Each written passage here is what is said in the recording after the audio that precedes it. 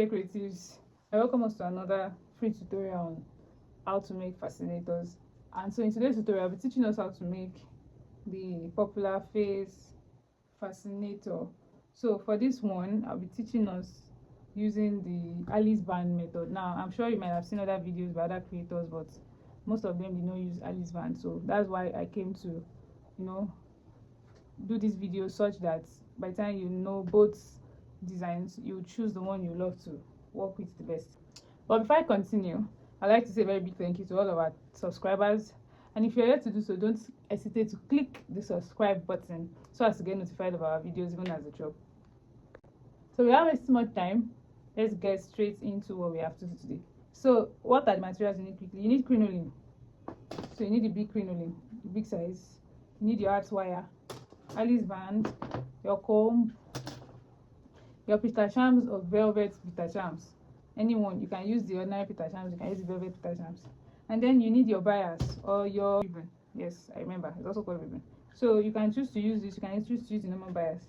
And then you need your sewing materials, and also you need your glue. So without wasting much time, let's get straight into it. So the first thing you want to do is put every other material aside and grab your crinoline and cut out 30 inches for the face part. So we're going to be cutting out 30 inches of this.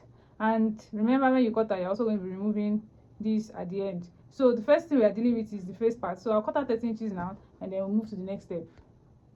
So I already cut this out. So what's the next thing to do? The next thing to do is also to measure out or cut out the exact same length for your art wire. Now for the art wire, which is also called millinery wire, you can choose to use the plastic boning.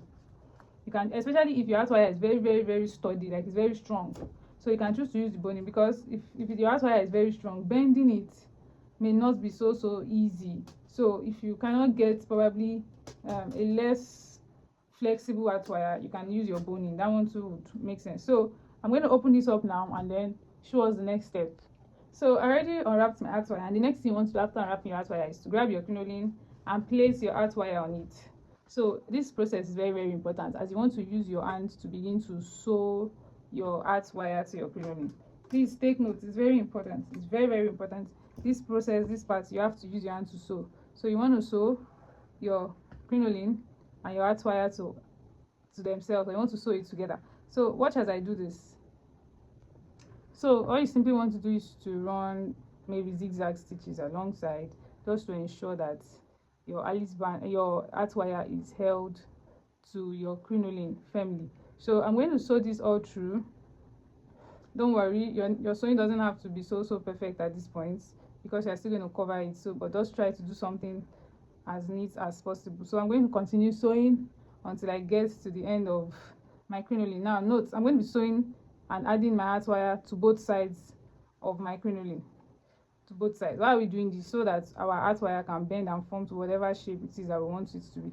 So I'm going to go on and do this, and then when I'm done, I'm going to show us the next thing to do.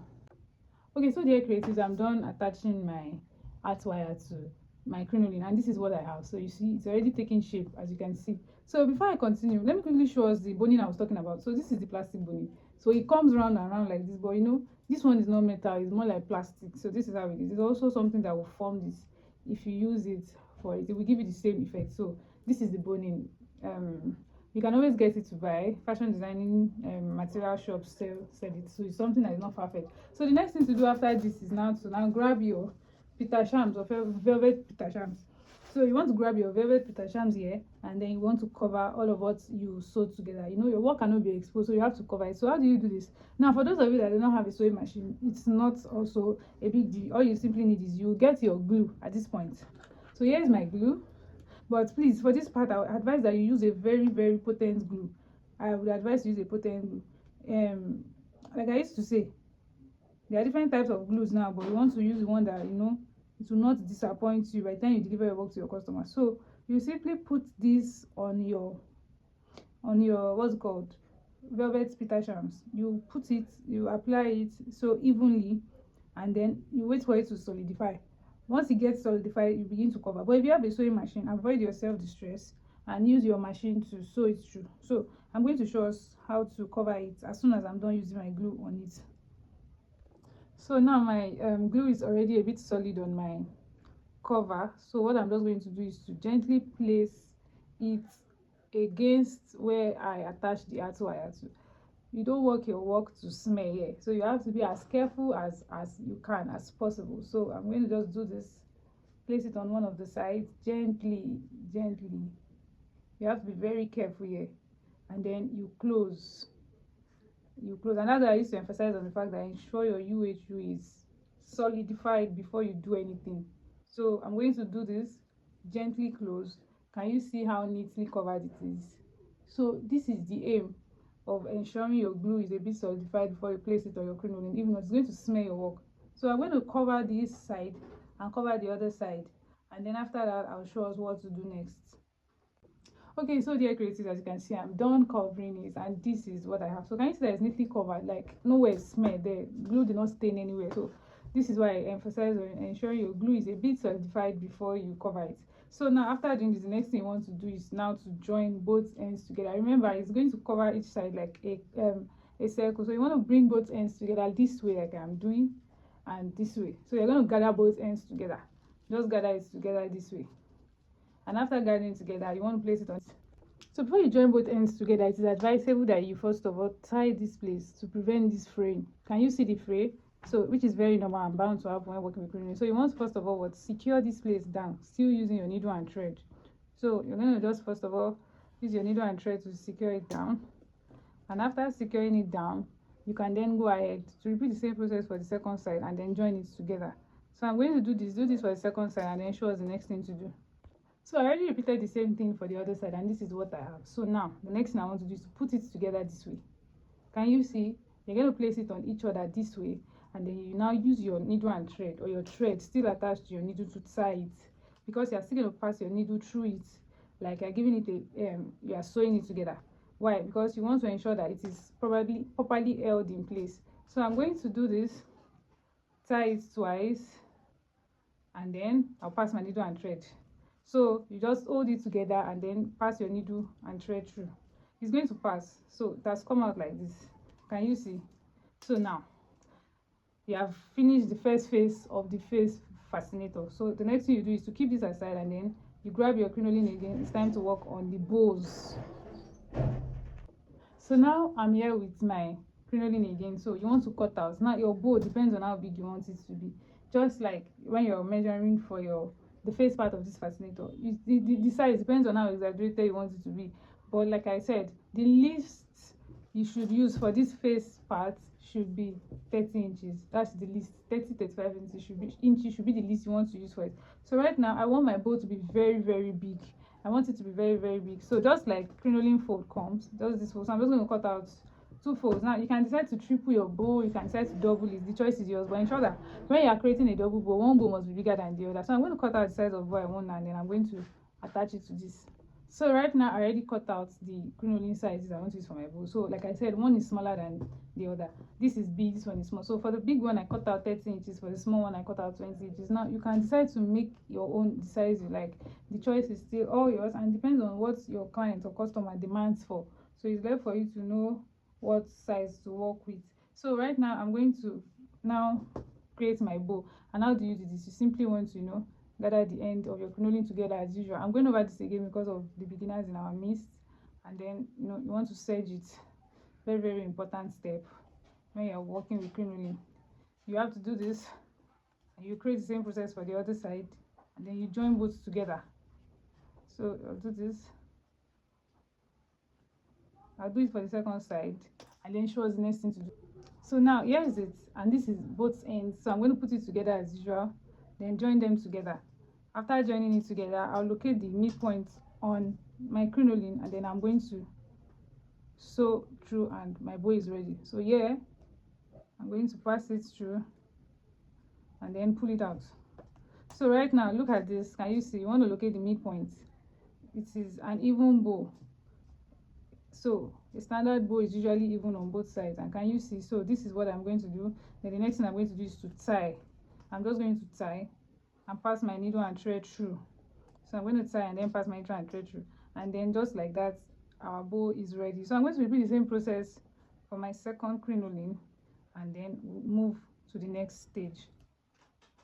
So I already created both bows, and this is what they look like. So the next thing you want to do is to join the smaller bow to the bigger bow. Like I said, you can decide to use just one. The choice is all yours, and probably the choice of your customer. So I'm going to join both bows together now, and then I'm going to keep this aside. Now the next stage after this is the most important part of this video that I would like us to pay attention to. So the next step is to grab your Alice band and your arts wire. Now you will cut out a very little piece of arts wire. I want to show us how to attach your arts wire to your Alice band, because like I said, this particular one I'll be showing us how to use Alice band for it. So unlike most creators that did combs, so that did hairpin, so that you can have a knowledge of both. So the next thing is grab your Alice band like I have here with me, and the arts wire. Now look at this. I want my fascinator to be on my arts wire, and I also want the arts wire to connect the fascinator to my Alice band. So what would I do? This is the reason why you need something to cover your Alice band, like a bias or a ribbon. This is where your ribbon comes to play. So you want to measure out and check the length, the distance between your fascinator and your Alice band. For me, I want the distance to be 4 inches. I don't want it to be too much. I want it to be 4-5 inches, and then I'm fine. So you're going to measure it. Before you measure it, look at this. You want your arts wire to slip on your Alice band this way. So you'll be leaving about 1.5 inch to slip on your Alice band. So you're going to be bending it like this. You bend it this way, and then your arts wire will be pointing out this way. It's pointing out this way. So you're then going to measure the distance between your Alice band and your fascinator. So like I said, I don't want mine to be too much. I want just between 4 to 5 inches. But for the sake of this video, I'll be using 5 inches. So I'll measure 5 inches. So this is where 5 inches stops. This is where 5 inches stops. So the next thing I'm going to do is to cut out. I'm going to cut out and then make two of this. Now remember, we left about 1.5 inch to connect it to our Alice band, right? Now plus the 5 inch, that will be the distance. That's already 6.5 inches. We have it here. Now plus the extra allowance we'll be using to connect it to our fascinator, that will be another 1.5 inch. So in total you'll be cutting out 8 inches of your arts wire. So you'll be cutting out 8 inches of your arts wire. If you cut out more than that, it's going to be too long and it won't make much sense. So you cut out 8 inches and you ensure that you're cutting out 2. So I'm going to cut out 2 now and show us how to attach this to our Alice band, and then we'll move to attaching it to our fascinator. So right now I already cut out my arts wire. Now let me show us how to get the exact placement on our Alice band. The Alice band measures full length 14.5 inches. So you want to measure up from each end into the Alice band this way. Please take note of how my measuring tape is. From this end into the Alice band this way. You want to measure 4.5 inches. Please take note. 4.5 inches on both sides. Now if you're not working on a percher, you have no business with your arts wire sitting at the center of your Alice band, or a design that is going to be at the middle going to the back. But if it is this type of design, then you want to ensure that it is on both ends, such that it connects it from this side to the back. So 4.5 on both ends, and then after doing that, 4.5, 4.5. So we have, let's measure what we have in the middle. We have 5.5 in the middle. 5.5, and you can decide that okay, you want to make the center 6 depending on your choice. But for the sake of this video, I'm just going to go in by 4.5 on both sides and leave what I have in the middle. Now you grab your ribbon. Why did we mark the place where we want our arts wire to be? Because we are going to be bending our arts wire over like this. Why the ribbon helps to secure the arts wire in place, because by the time you begin to wrap, you're going to wrap over the arts wire. So this is what I mean. Can you see? So the next thing you want to do is grab your ribbon, put a bit of glue. You want to put a little bit of glue just to hold it down on your Alice band. You put a little bit of glue, just a little bit, just small. Put a little bit of glue on it, and then you begin to wrap. You want to wrap very neatly. You want to ensure it's so neat. You don't want to make any mistake or error. So as usual, from the back you take it forward and then you begin to wrap. So you wrap, you cover, so you continue to wrap. So I'll wrap until I get to the first 4.5 inch that I marked. I'm going to wrap until I get to my first 4.5 inch that I marked, and then when I get there, I'm going to show us how to put our art wire. So right now I already, I'm almost at the 4.5 inch. Remember the 1.5 that I said you should mark out? I'm going to place it on it this way. Now you want to use your glue for this part. Probably if you want it to quickly sit on it, you can use your hot glue. If you don't mind, it will stick on it immediately. But if probably there's no light and probably you don't have means for hot glue, you can still use this one. You only wait for it to get dried a bit. So I'm going to be using this one. I'll wait for it to get dried, and after that we'll continue to wrap it across. So I'm just going to put a bit of it on it, just very little. Like I said, if you have light and you want a fast action job, you can use your candle gum. So I'm just going to place it on it this way. Ensure it sits this way, and you can also use your needle and thread to hold it down first. The choice is all yours. Then I'm going to continue to wrap. You want to be as calm and as careful as you can be here. So don't worry, it might lift, but you can still control it because it's wire. So I'm going to do this and gently wrap it across, and then I'll keep on wrapping until I pass and get to the second side. So I'm going to wrap. So you keep wrapping, please. When you get to this point, you want to be as careful as possible. You wrap. So I'm going to continue past here, and then I'm going to do the same thing for the other side. Okay, so dear creatives, I'm already done wrapping my Alice band, and this is what I have. Okay, so very quickly, I missed telling us this. Please, when you are doing yours, ensure to first of all cover your art wire before you fix it to your Alice band. That way it's going to be easy for you. You will have covered the entire part.